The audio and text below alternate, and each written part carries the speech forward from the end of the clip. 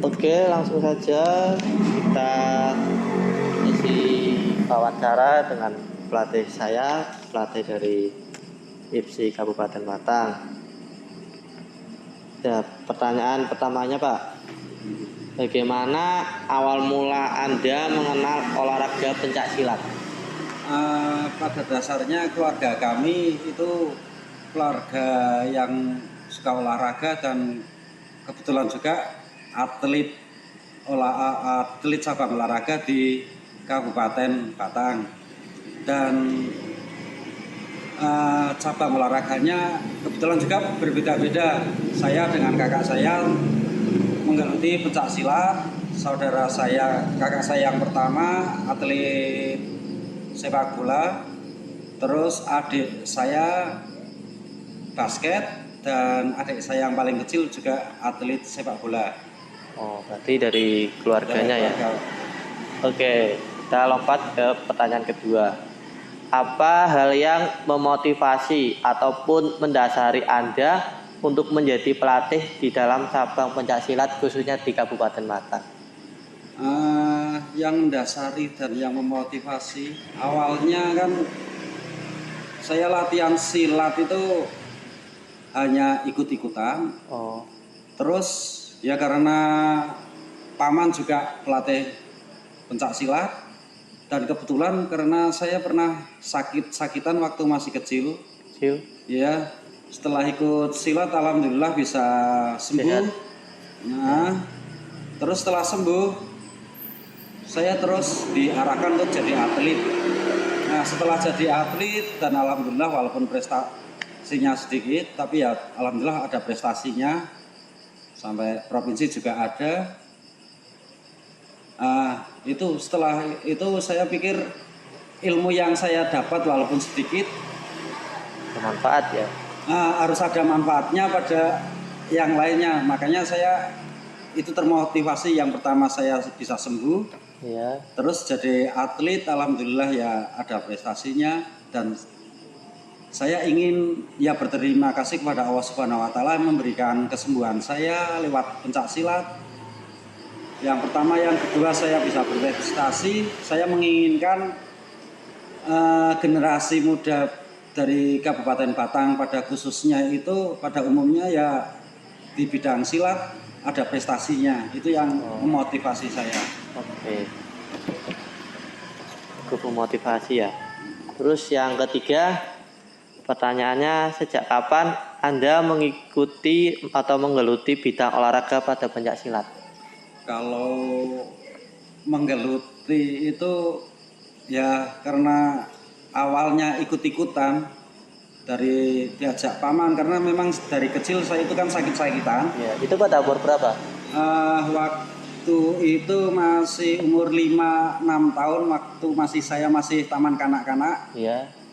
Saya diajak paman untuk latihan silat.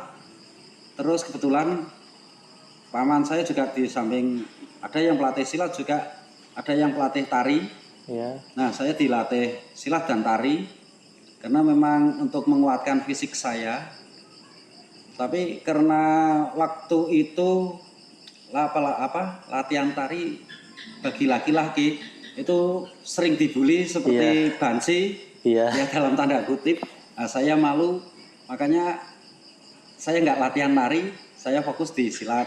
Tapi setelah itu karena saya masih kecil nggak fokus, berhenti lagi. SMP latihan lagi.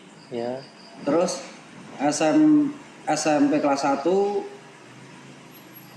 naik kelas 2 saya berhenti sampai ya karena kita suka olahraga sampai ada penyakit yang agak berat, itu jantung saya bengkak, nggak boleh olahraga. Terus waktu SMA kelas 2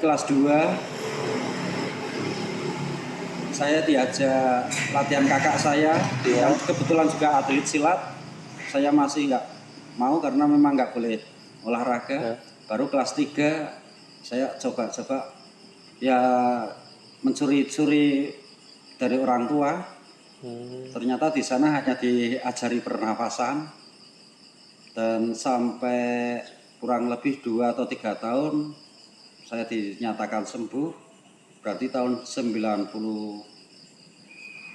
92 Ya. saya sembuh, terus saya mulai ikut kejuaraan.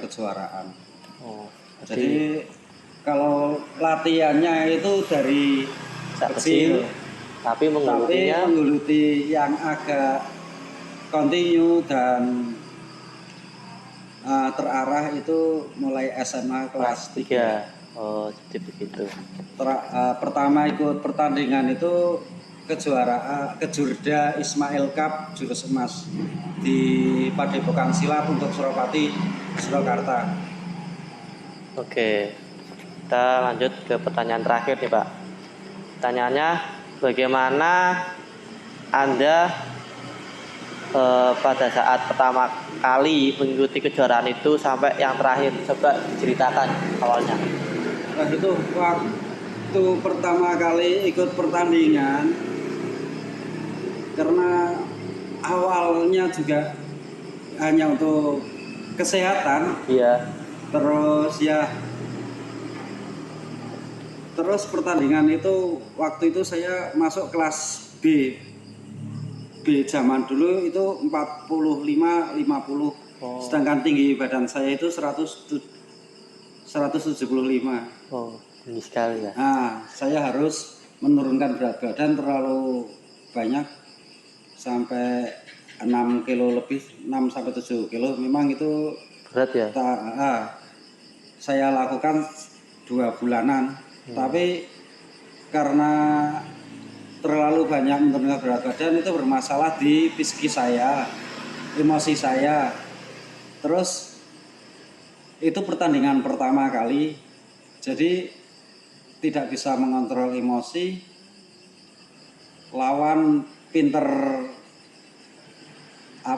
mancing emosi, nilai saya banyak yang berkurang karena sasaran saya itu agak brutal. Iya, brutal. Ya, itu jadi itu langsung kalah dan memalukan karena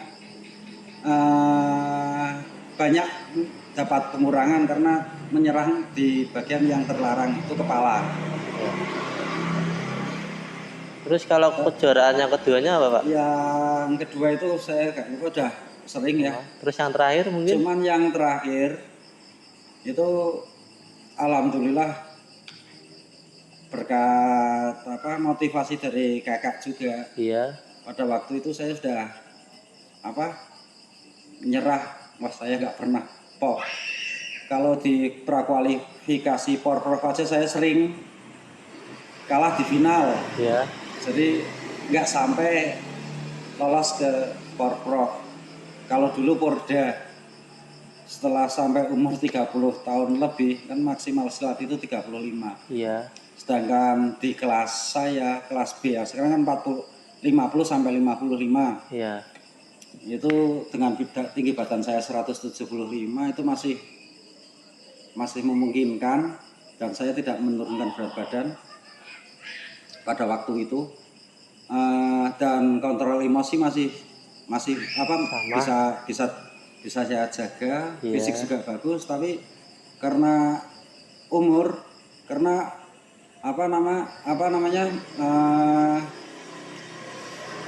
tipe saya itu speed power ya, bandingannya kalau dulu kurang maksimal. Dan di kelas saya itu speed powernya memang kelas-kelas bawah itu memang sangat tinggi. Nah, saya merasa sudah tua, saya berhenti.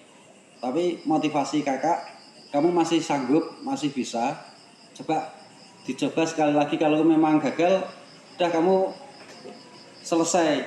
Alhamdulillah saya coba, ternyata bisa lolos. Dan alhamdulillah ada prestasi lah itu.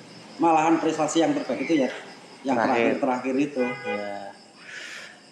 Cukup baik ya. Oke, itu saja teman-teman wawancara dari saya. Sebelumnya saya akan perkenalkan diri. Nama saya Kiki Salman dari mahasiswa Universitas Negeri Semarang, jurusan Ilmu Keluargaan.